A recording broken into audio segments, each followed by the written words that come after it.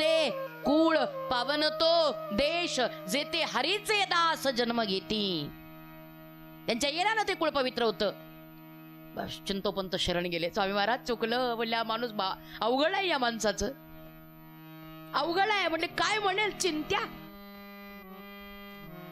पण ते घाबरतच नव्हते, कोणाचा विचार करतच नव्हते स्वामी महाराज. मनाचे मालक, ताबेदार नव्हतं त्यांचं कोणी.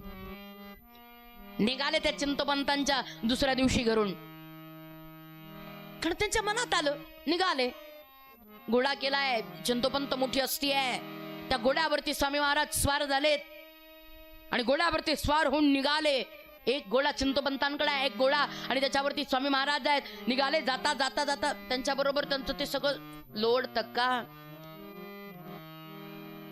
जवळ त्यांच्या. चालता चालता तो तक्का त्यांच्या कायम त्या बगलेमध्ये दाबलेलाच. आणि ते निघाले. बसायचं म्हटलं की बस फक्त खाली तो टक्का टाकला, त्या तक्क्यावर ठेवलं. बघा स्वरूप तुमच्या डोळ्यापुढे आणा म्हणजे तुम्हाला लक्षात येईल.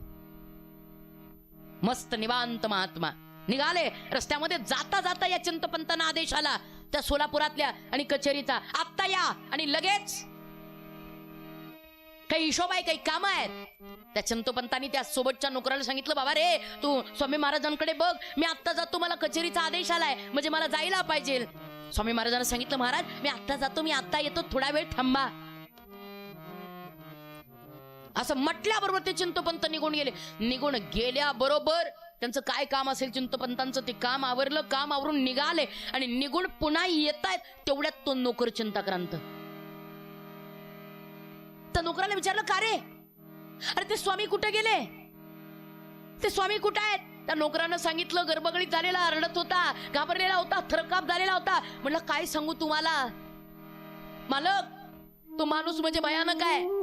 माझ्यावरती एवढा रागवला, मी त्याला लाख कोशिश केली, लाख प्रयत्न केले थांबवण्याचा की आणि येऊ देत, मालकांना येऊ देत, चिंतोपंतांना येऊ देत. पण तोपर्यंत असं मी म्हटलं की मालकांना येऊ देत, त्यांचं काम झाल्याशिवाय ते येणार नाही. असं मी म्हटल्याबरोबर त्यांनी आवाज दिला, अरे हम किसी के ताबेदार नाहीये, आम्हाला कुणाच्या घरामध्ये राहायचं नाही. असं म्हणले आणि ताड ताड ताड ताड ताड ताड पावलं टाकत माझ्या समोरून निघून गेले. स्वामी स्वामी स्वामी स्वामी असं करेपर्यंत ता महात्मा दृष्टीच्या आड झाला. या चिंतोपंतांना वाईट वाटलं, कुठे गेले असतील, कुठे गेले असतील स्वामी महाराज, कुठे गेले असतील, काय करत असतील, कुठे गेले असतील, कोणत्या दिशेनं, या दिशेनं. किती किती प्रेम करावं एखाद्या महात्म्यावर हे तुम्हाला शिकायचं असेल तर तुम्ही चिंतोपंतांना अनुभवा. सगळं सोडलं रे, म्हटले चुकलं माझं, मला मी एवढा मोठा महात्मा माझ्या दारात आला, तो महात्मा दारात आला आणि मी तो महात्म्याचं दर्शन घ्यायचं सोडून, त्याची सेवा करायची सोडून मी माझ्या कामाला पळालो. आमचं असंच आहे. अहो एवढं सुंदर चरित्र आमच्या इथं चाललंय.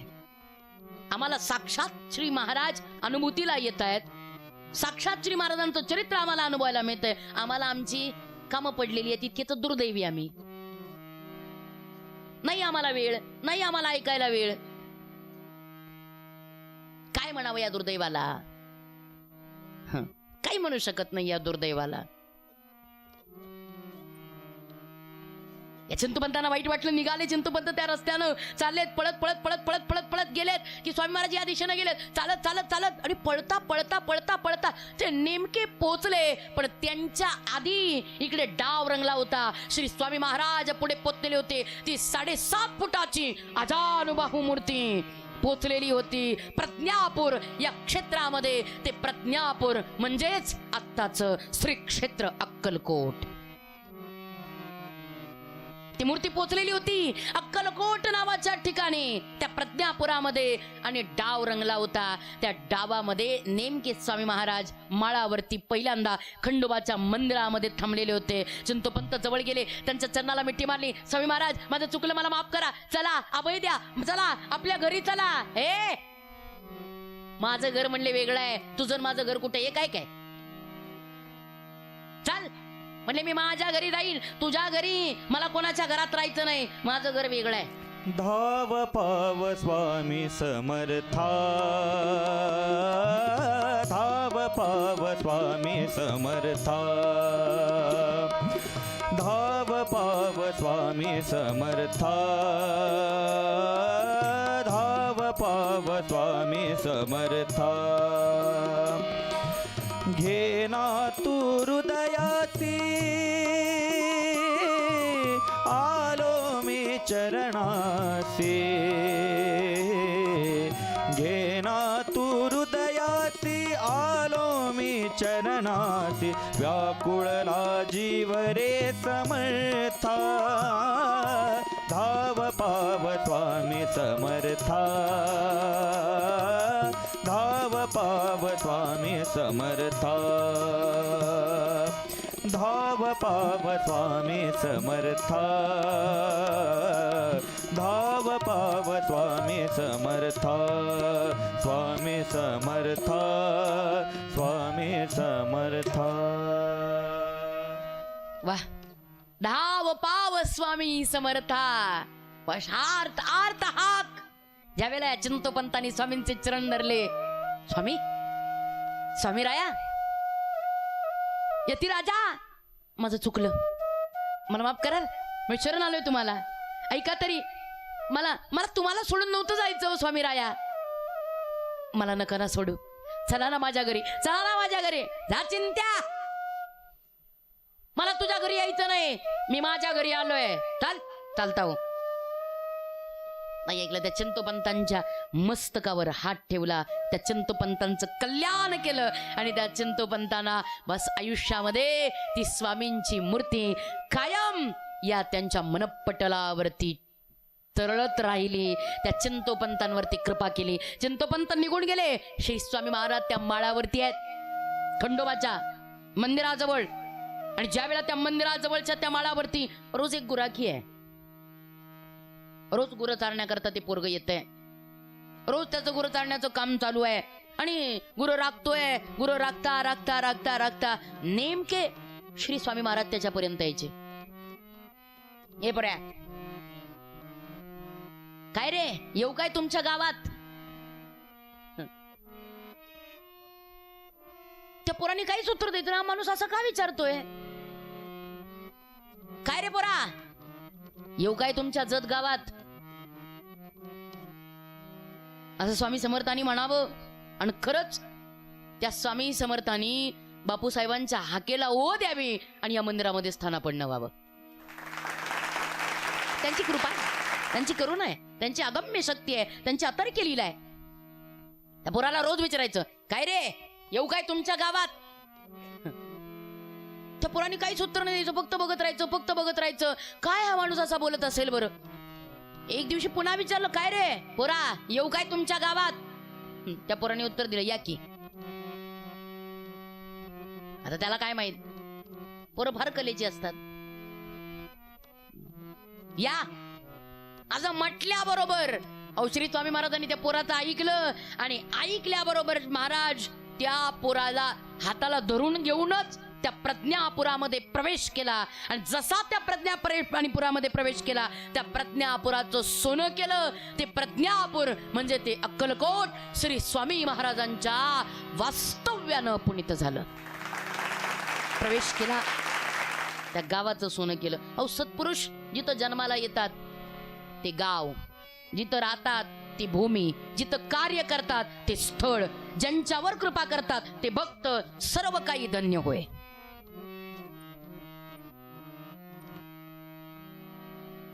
आणि ज्या वेळेला श्री अक्कलकोटामध्ये प्रवेश केला, अक्कलकोटामध्ये प्रवेश केल्यानंतर अनेक तऱ्हेच्या लीला केल्या आणि अनेक तऱ्हेच्या लीला करत करत करत करत नेमका तो चोळप्पा नावाचा एक महान भक्त आहे.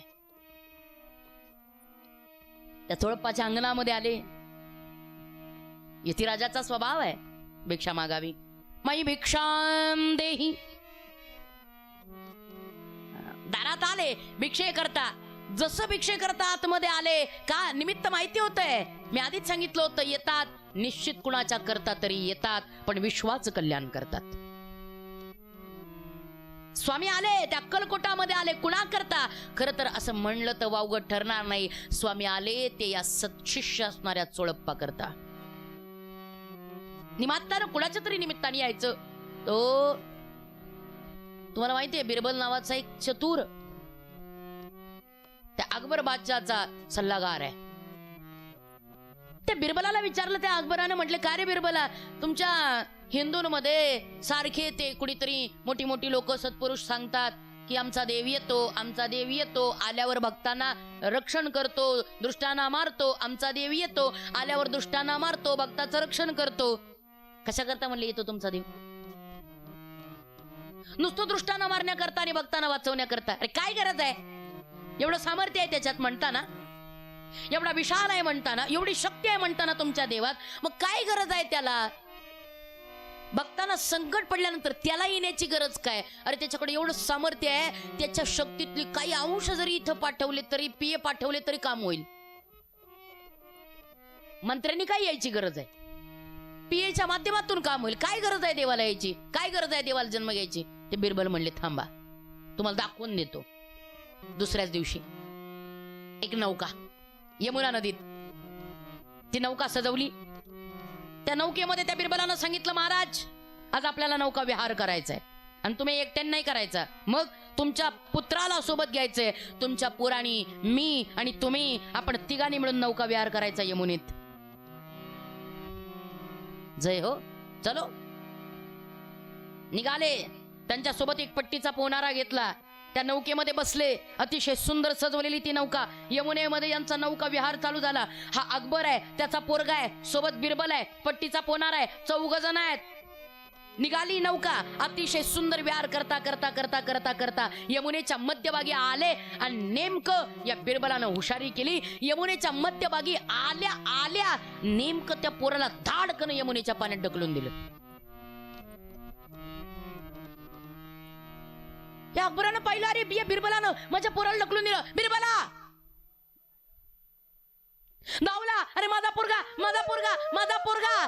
पाठीमागे एक नाव आहे, तो पट्टीचा पोनार आहे, त्याला उतरवलं. आणि असं उतरवायच्या आधी आणि बिरबलाला सांगायच्या आधी धाडकन त्या अकबरानं पाण्यामध्ये उडी मारली. सपासप सपासप सपासप सपासप त्या यमुना माईचं पाणी कापत कापत त्या पोरापर्यंत गेला. धरलं त्या पोराला आणि नावेपर्यंत ढकलत आणलं आणि नावेला धरलं आणि त्या छातीला लावलेल्या पोराला पाहिलं. आश्चर्याचा धक्का बसला. तो पोरगा नव्हता, त्या पोराचा पुतळा होता. ऐकताय ना तुम्ही? तो पोरगा नव्हता, मग त्या पोराचा पुतळा होता. पाहिलं, इतका राग आला या अकबराला. बिरबला, हे काय चाललंय तुझं? कसली खोडी आहे? हे काय आहे नेमकं? का असं वागलास माझ्याशी? म्हणले, खरं सांगा सरकार, तुम्हाला राग नका येऊन देऊ. म्हणले, मला एक सांगा, तुमचा पोरगा पाण्यात पडला, तुमचा पोरगा पाण्यात पडला, तुमचा पोरगा पाण्यात पडला तर तिथं मी होतो, बरोबर आहे? म्हणले, बरोबर आहे, मी होतो. बरं एवढंच नाही, तिथं बाकीचे सगळे होते, पट्टीचे पोनारे होते, रक्षक होते. मग मला एक सांगा, तुमचा पोरगा पाण्यात पडला, एवढे सगळे असताना सुद्धा तुम्ही पाण्यात उडी का घेतली? ते म्हणले, खरं सांगू बिरबला, माझा पोरगा पाण्यात पडला असं ज्या क्षणी मला कळलं, मला माहिती होतं पट्टीचे पोनारे आहेत, बिरबल आहे, रक्षक आहे, पण माझा पोरगा पाण्यात पडला म्हणल्यावर मला चैनच पडली नाही. शाबास, बिरबलानं सांगितलं, थांबा सरकार, इथंच तुमच्या प्रश्नाचं उत्तर आहे. तुमचा पोरगा पाण्यात पडला हे ज्या क्षणी तुम्हाला कळलं, त्या क्षणी तुम्ही इतर लोकांच्या आधाराचा नाही विचार केला, त्यावेळेला तुम्ही स्वतः पाण्यात उडी घेतली. तसं माझा भक्त संकटात आहे हे ज्या वेळेला देवाला कळतं, त्यावेळेला देव इतरांना नाही सांगत. माझा भक्त संकटात आहे हे ज्या वेळेला त्यांना कळतं, त्यावेळेला तो स्वतः इथं येतो आणि त्या भक्ताचं रक्षण करतो. असा माझा देव आहे. स्वामी महाराजांनी तेच सांगितलं, रे येड्या, माझ्या भक्तांकरता मी इथं येतो, माझ्या भक्तांना अभय देण्याकरता मी इथं येतो आणि माझ्या भक्तांचं कल्याण करण्याकरता. बस ज्या वेळेला आले त्या खंडोबाच्या मंदिरामध्ये, त्या चोळप्पा करता आले, त्या चोळप्पाला प्रेमाने जवळ घेतलं, त्याच्या डोक्यावर हात फिरवला, पण कृती अशी होती, त्याला काहीच कळत नव्हतं. बालभावामध्ये होते श्री स्वामी महाराज. त्याला आंघोळ दुसऱ्यानीच घालायची, त्यांना चंदन उगाळून दुसऱ्यानीच लावायचं, त्यांना खाऊ दुसऱ्यानीच घालायचं. म्हणजे बाळाला जे सगळं आईनं करायचं असतं त्या बाळाला काहीच कळत नाही, ते इतकं निरागस असतं. की त्याचं सगळं आईनेच करावं लागतं. त्याला भूक लागली ते ओळखायचं सुद्धा हा आईनच. कारण आई इतकी हुशार असते, इतकी हुशार असते. माझ्या बाळाला भूक लागली हे तिला बरोबर कळतं. त्याला कधी दूध प्यायचंय तिला बरोबर कळतं. का? कारण त्याला दूध प्यायचंय हे कळलं. तिच्या करता हा इतका मोठा अनुभव आहे. ज्या वेळेला त्याला भूक लागते त्यावेळेला आपोआप तिच्या पानाला दूध येतं. माझ्या भक्ताला माझी गरज आहे हे ज्या वेळेला स्वामींना कळतं त्यावेळेला आपसुक स्वामी त्या भक्ताजवळ जातात. वचन आहे ते त्यांचं, हम गया नहीं जिंदा है. मी कायम तुमच्या अंतःकरणामध्ये जिवंत आहे. त्या चोळप्पाच्या घरात गेले. त्यांची पत्नी अर्थात त्यांचा सगळा परिवार, ते चोळप्पा, सुंदराबाई, ते सगळेजण एवढी एवढी एवढी बाळासारखी सेवा त्या स्वामींची. काय भाग्य असेल खरंच. या चोळप्पानी, या सुंदराबाईनी एवढी सेवा स्वामींची केली की त्यांच्या पोटचं बाळ म्हणजे स्वामी माऊली. एवढी सेवा केली. पण त्या बाकीच्या लोकांना वाटायचं शेजारचारे म्हणले यांनी येडा सांभाळलाय. आता ज्याला कळत नाही त्याच्याकरता येडाच. ते म्हणले यांनी येडा सांभाळलाय, यांना काही कळत नाही, वेडाचा काय भरोसा आहे. तसंही वेड्याचा भरोसा नसतोच. स्वामी महाराजांच्या अद्भुत अतर्क्य लीला, त्या अतर्क्य लीलानी, त्या चोळप्पानी आणि प्रेमाने त्या सुंदराबाईनी त्यांची अतिशय सुंदर सेवा करावी. कारण एक लक्षात ठेवा, एत सेवा हा दारवंटा. फार गोड सांगतात ज्ञानेश्वर महाराज. तुम्हाला देवाचं मन जिंकायचं असेल, तुम्हाला सत्पुरुषाचं मन जिंकायचं असेल तर त्या सत्पुरुषाला जिंकण्याकरता सगळ्यात मोठं शस्त्र आहे. ते शस्त्र म्हणजे सेवा. सेवेने तुम्हाला त्यांना जवळ करता येऊ शकतं. तुम्ही जेवढी सेवा तुमच्या पोटी जन्माला आलेल्या बाळाची करताना तेवढी सेवा मंदिरातल्या स्वामींची कराल ना, एक दिवस ते तुमच्या घरात येतील. लक्षात ठेवा, एक दिवस ते तुमच्या घरात येतील, तुमचं कल्याण करतील. तुम्ही तुमच्या बाळाला उठवता की नाही रोज? कधीतरी त्यांना उठवायला या. तुम्ही तुमच्या बाळाला आंघोळ घालता का नाही रोज? कधीतरी स्वामींना उठवायला या. तुम्ही तुमच्या बाळाला नटवता, सजवता की नाही रोज? चांगली चांगली कपडे घालता, नवीन नवीन कपडे घालता. कधीतरी या की मंदिरामध्ये स्वामींच्या. त्यांना सुंदर सुंदर कपडे शिवून आणा, त्यांना चांगली कपडे घाला, त्यांना नटवा, त्यांचा शृंगार करा, बारीक गंध त्यांना लावा, सुंदर असं, आणि त्यांचा शृंगार करा देखणा. तुम्ही तुमच्या लेकराला खाऊ पिऊ घालता की नाही? मग कधीतरी एक चांगला पदार्थ करा. काय काय आवडतं स्वामींना? अहो त्यांना मसाला दूध आवडतं. घरी आठवा की चांगलं सुंदर सुंदर सुंदर काजू, बदाम, बेदाणे, मनुके, काजू, केशर टाकून स्वामींना दूध बनवून आणा. ते दूध स्वामींना पिऊ घाला. स्वामींना खूप आवडतं, आनंद वाटेल त्यांना. मस्त पदार्थ बनवून आणा स्वामींकरता. आता ते खातील का नाही हा भाव तुमचा आहे, पण ते नाही त्यांना खाता आले. समोरून एखादं कुत्र दिसतंय, एखादी गाय दिसतेय, त्यांच्या रूपात त्यांना खाऊ घाला. आनंद वाटेल त्यांना. घरी तुमच्या बालकाला रोज झोपवता का नाही? प्रेमाने जवळ घेता का नाही? तसं जा कधीतरी स्वामींच्या चरणाला मिठी मारा, आणि चरणाला मिठी मारून एवढं रडा, एवढं रडा. एक लक्षात ठेवा, तुम्हाला देवाला जवळ करायचं असेल तर देवाला जवळ करण्याकरता सगळ्यात सगळ्यात महत्वाचं जर काय असेल तर रडा. कारण देवाला बाकी कशाही पेक्षा रडण्याची भाषा फार लवकर कळते. अहो चोळप्पा आणि सुंदराबाई सारख्या एका अतिशय सामान्य दाम्पत्याच्या जवळ स्वामी महाराज राहिले तर आपल्या जवळ का नाही राहणार? का नाही राहणार? कधीतरी जा स्वामींच्या जवळ, एकांतात जा. कोणी नसेल मंदिरात त्यावेळेला जा, स्वामींच्या चरणावरती मस्तक टेकवा. कारण लेकराला माहिती आहे आई तशी आपल्याला जवळ घेणार नाही, आई तसं आपल्याला जवळ करणार नाही. जोपर्यंत ते शांत झोपलेलं आहे ना तोपर्यंत ती कामं करत राहणार. का? झोपले अजून, घ्या बाई भांडी घासून.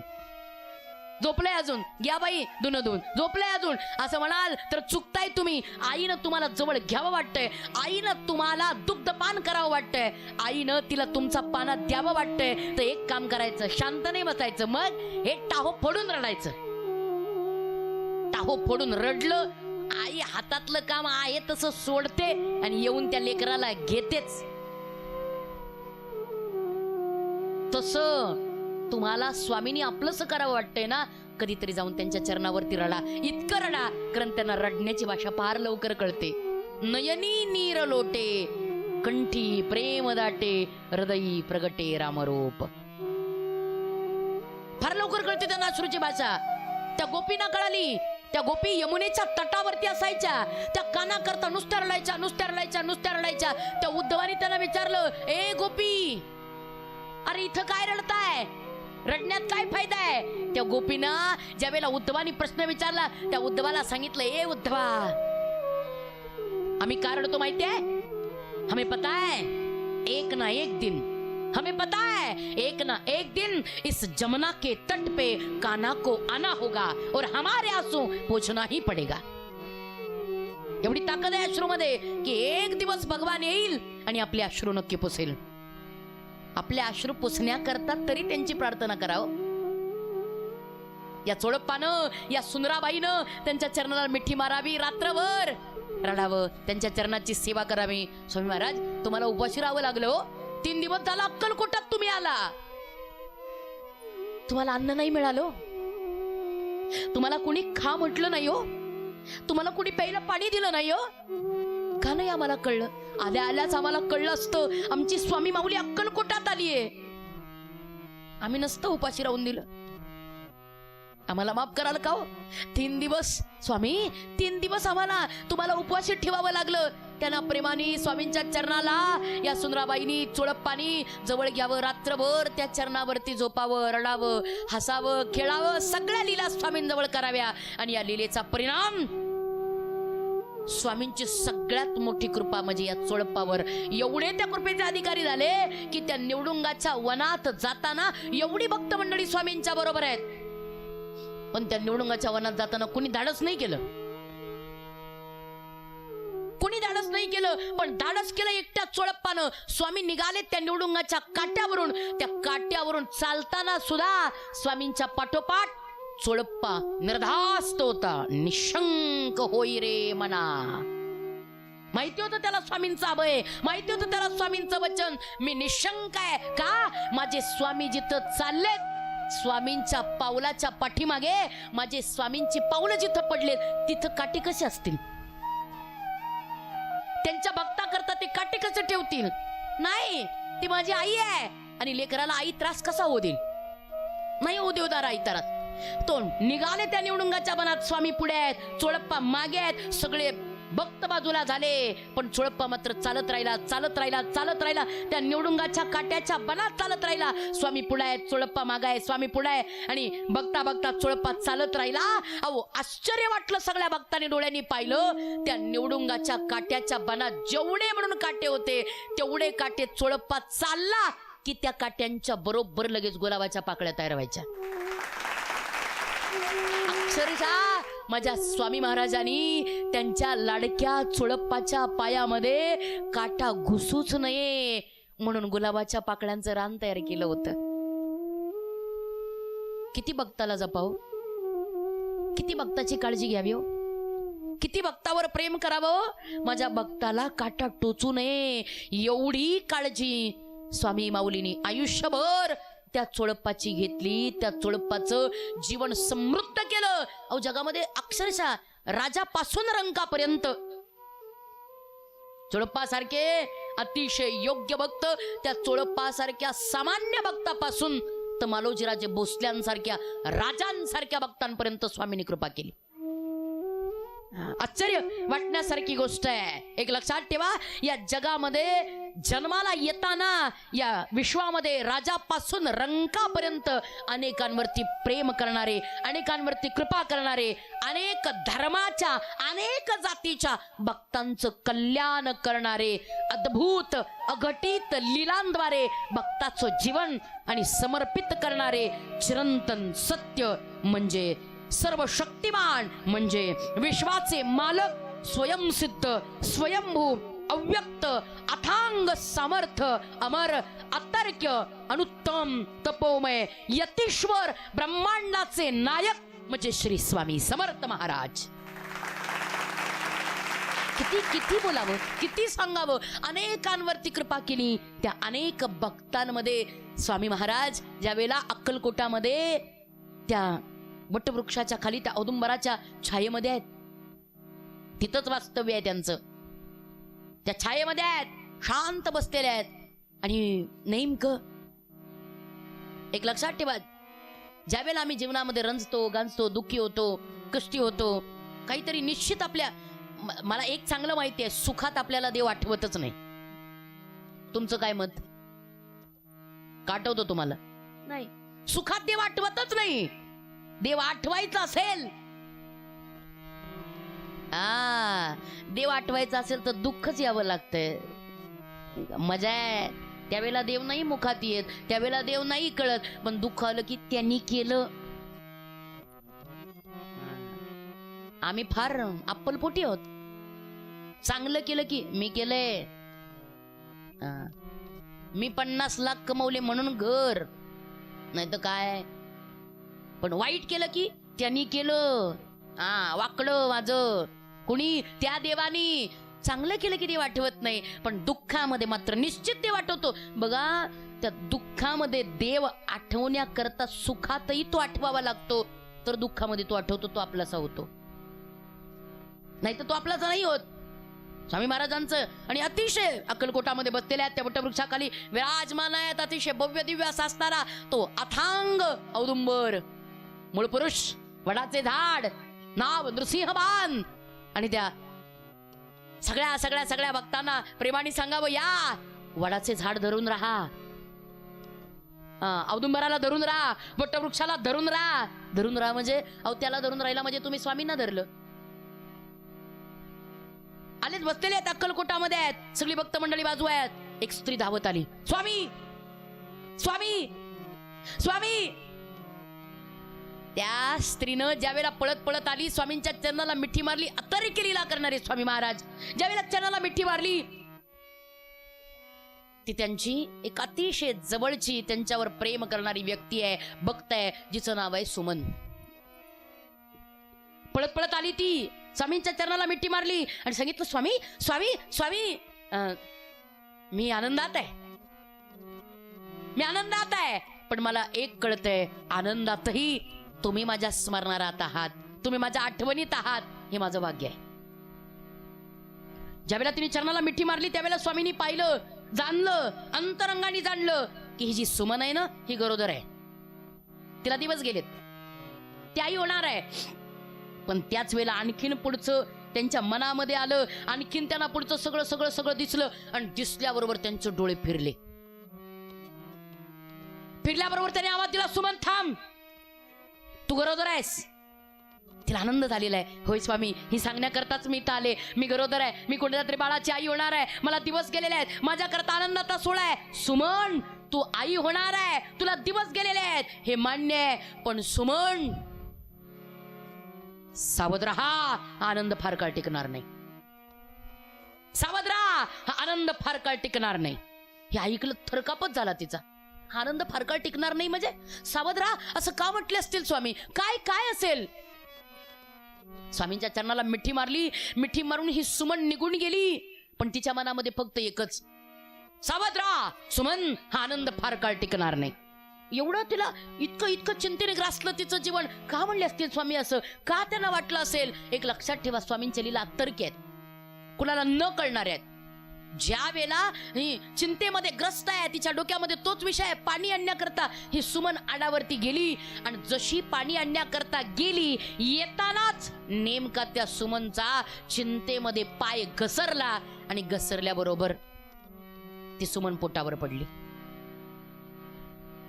आणि जशी पोटावर पडली, वैद्यराजाने तिला तपासलं, जीव काकुळतेला आलेला, आणि काकुळतेला आलेल्या त्या जीवानं त्या वैद्यराजाने त्या सुमनला सांगितलं, सुमन, पडल्यामुळे, पोटावरच पडल्यामुळे तुझा गर्भ पोटातच मरण पावलाय.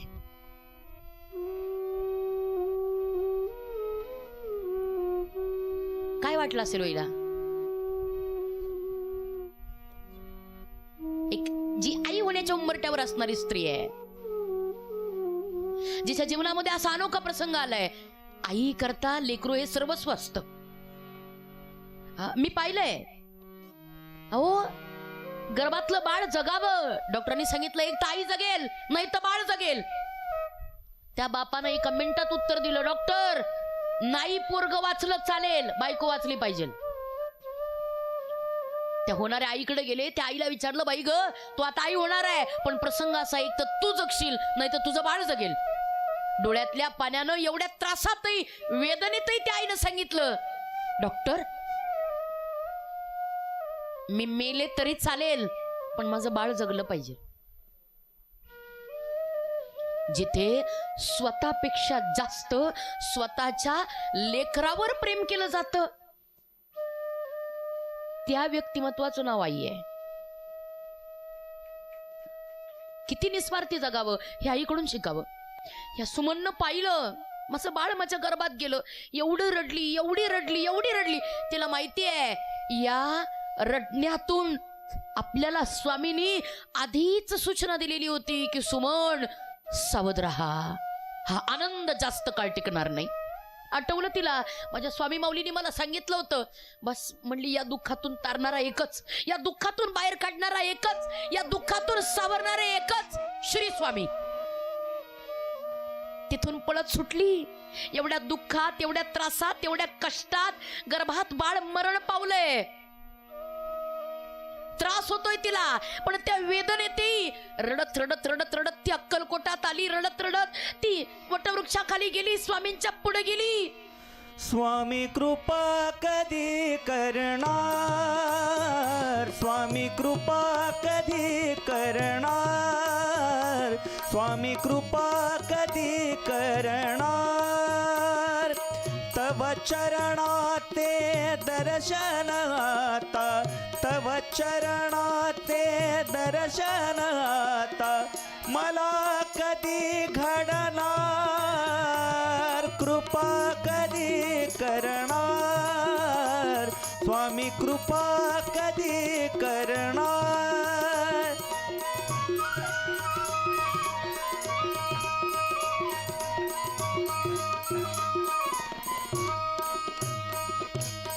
स्वामी राया माझी काया, स्वामी राया माझी काया.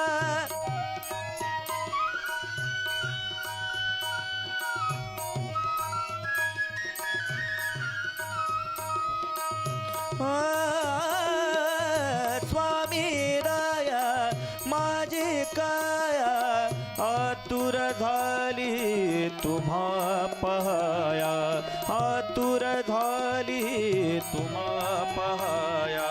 या आता उशीर कासया, या आता उशीर कासया, दर्शन कधी देणार, कृपा कधी करणार,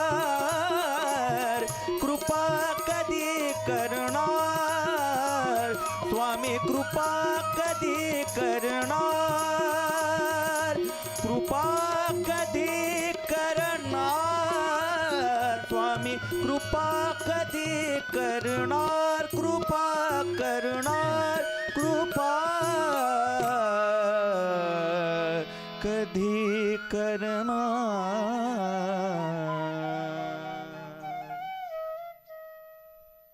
काय बोलावं, इतकं सुंदर. ज्यावेळेला प्रसंग उभा राहतो, स्वामी कृपा कधी करणार, स्वामी कृपा कधी करणार. ही सुमन चरणावरती नतमस्तक झाली. स्वामी आज एवढं दुःख माझ्या जीवनात आहे, कधी हो कृपा करणार. एक लक्षात ठेवा, सुखात देव आठवेल याच्यात नवल नाही, दुःखातही देव आठवणारी स्त्री आहे. कृपा कधी करणार. हात जोडले, चरणावरती मस्तक टेकवलं स्वामींच्या. त्या क्षणी स्वामीने सांगितलं, ए सुमन उठ, तुला दाखवून द्यायचं होतं प्रारब्ध कुणाला चुकतं. अरे माझा भक्त झाला म्हणून काय झालं, माझ्या भक्ताला सुद्धा प्रारब्ध चुकत नाही. पण ते प्रारब्ध चुकत नाही, पण त्या दुःखाचा आवेग कमी करण्याचं सामर्थ्य मात्र स्वामी कृपेत नक्की आहे. त्यामुळे स्वामींना सर्व भावाने शरण जावं. सर्व भावाने शरण गेल्यानंतर त्या दुःखाचा आवेग संपवण्याचं सामर्थ्य स्वामींच्या कृपेत नक्की आहे. या सुमनला तिच्या डोक्यावर हात फिरवला आणि सांगितलं, चिंता करू नकोस, तुझं प्रारब्ध टळलं, आता मात्र तुला नक्कीच एका उत्तम सुपुत्राची प्राप्ती होणार आहे. आणि खरंच स्वामींनी तिचं दुःख जाणलं आणि तिच्या प्रारब्धामध्ये झालेला नामस्मरणाचा बदल, त्या नामस्मरणाने झालेला बदल, आणि म्हणून त्या सुमनला अतिशय सुंदर अशा सत्पुत्राची प्राप्ती श्री स्वामींच्या कृपेनं झाली. आणि त्या सुमनच्या आयुष्याचं सोनं झालं. सगळं जीवन तिचं बदलून गेलं. कधी होणार नाही, तू वंद्य आहेस असं सांगून सुद्धा त्या सुमनला मात्र पुत्राची प्राप्ती करून देणारे श्री स्वामी माऊली खरंच किती दयाळू असतात. सद्गुरू खूप दयाळू असतात. एक लक्षात ठेवा, ज्याला जीवनामध्ये सद्गुरु कृपा झालेली आहे, त्याच्या जीवनामध्ये आलेली संकट, त्याच्या जीवनामध्ये आलेलं अपयश, त्याच्या जीवनामध्ये आलेलं दुःख, हे सगळं संपवण्याचं सामर्थ्य फक्त सद्गुरु कृपेत आहे.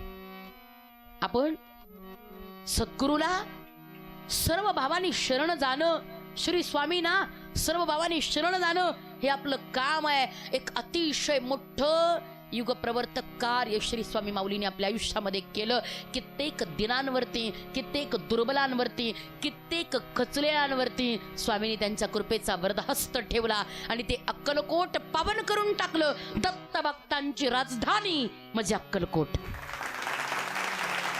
स्वामी समर्थांच्या वृत्तीनं, स्वामी समर्थांच्या सामर्थ्यानं, स्वामी समर्थांच्या चारित्र्यानं या अक्कलकोट नगरीला एक आगळं वेगळं पुण्य प्रदान झालं. आणि अक्कलकोट अवघ्या हिंदुस्थानामध्ये गजबजून निघालं. स्वामींच्या अनेक लीला या अक्कलकोट नगरीमध्ये पार पडल्या. आणि या लीला पार पडत असताना यथांग कृपा अनेक भक्तांवरती करत असताना एका वेळेला 40 वर्षाचं आयुष्य श्री स्वामी महाराजांना लाभलेलं आहे. मुळात स्वामी कधी जातच नाहीत. देह फक्त संपतो, देह फक्त आयुष्यातून निघून जात असतोय, देह नाही कधी दूर पडत. त्या वेळेला एखाद्या भक्तानी समोर यावं, त्या भक्तानी विचारावं, महाराज या प्रारब्धातून तरण्याकरता मी काय करू? स्वामींनी सांगावं, नामस्मरण घे. ते नामस्मरण कुठलं असेल असं म्हटल्याबरोबर स्वामींनी, म्हण चल मी पुढे म्हणतो, तू माझ्या माग म्हण असं म्हणल्याबरोबर त्या भक्तांना स्वामींनी अभय देण्याकरता एक नामस्मरण घ्यावं आणि ते सगळ्या भक्तांनी त्यांच्या पाठीमागे म्हणावं, शिवहर शंकर नमामि शंकर शिवशंकर शंभो, हे गिरिजापती भवानी शंकर शिवशंकर शंभो.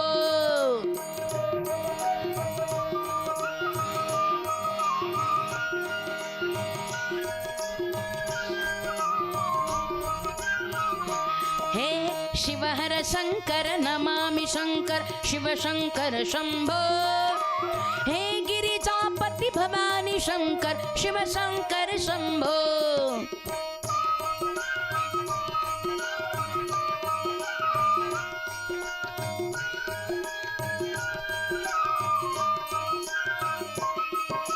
शिवहर शंकर नमामि शंकर शिवशंकर शंभो, हे गिरिजापती भवानी शंकर शिवशंकर शंभो.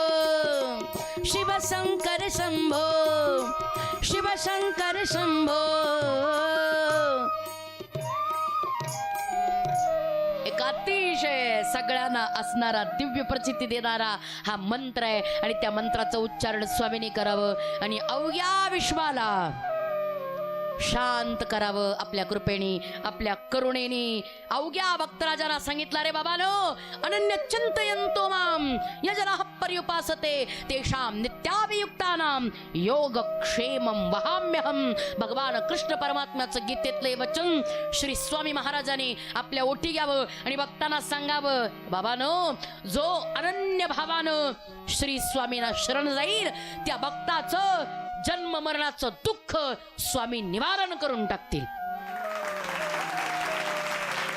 त्याचा योगक्षेम स्वामी चालवतील. आणि एवढ्या प्रचितीनं लाखो भक्तांना आजपर्यंत या क्षणापर्यंत प्रचिती देणारं हे व्यक्तिमत्व आहे श्री स्वामी समर्थ महाराज. आणि अशा या व्यक्तिमत्वाला जीवनामध्ये शरण जाणं हे आपल्या जीवनाचं कल्याण असेल. आणि निश्चितच या निमित्तानं श्री स्वामी महाराजांना आपण नमन करूया, आपला माथा श्री स्वामी महाराजांच्या चरणी टेकूया आणि त्यांच्या कृपेची करुणेची छाया आपल्या मस्तकी घेऊया. या ठिकाणी झालेली ही वाङ्मयीन सेवा ही वाकपुष्प सेवा श्री स्वामी महाराजांच्या चरणी समर्पित करून या ठिकाणी या सेवेला पूर्णविराम. पुंडलिक वरदारी विठ्ठल श्री ज्ञानदेव तुकाराम पंढरनाथ भगवान की जय. माऊली ज्ञानेश्वर महाराज की जगद्गुरु संत तुकाराम महाराज की जय. अवधूत चिंतन श्री गुरुदेव दत्त श्री गुरुदेव दत्त श्री गुरुदेव दत्त. अखिल कोटी ब्रह्मांड नायक राजाधिराज योगीराज गुरुवर्य श्री स्वामी समर्थ महाराज की जय. आजची कथा अतिशय सुंदर झाली. दत्तावतार श्री स्वामी समर्थ महाराज प्रकट कथा, यानंतर स्वामींचं प्रथम दर्शन घेणारे भक्त उद्धव यांची वर्णन कथा, स्वामी अक्कलकोटला जाण्याचा प्रसंग, यासोबतच स्वामींचे अनेक दृष्टांत, भक्तांना झालेला कृपालाभ, या सगळ्याबद्दल आजच्या कथेमधून आपण समजून घेतलेलं आहे. कथा अतिशय श्रवणीय, अत्यंत सुंदर झाली.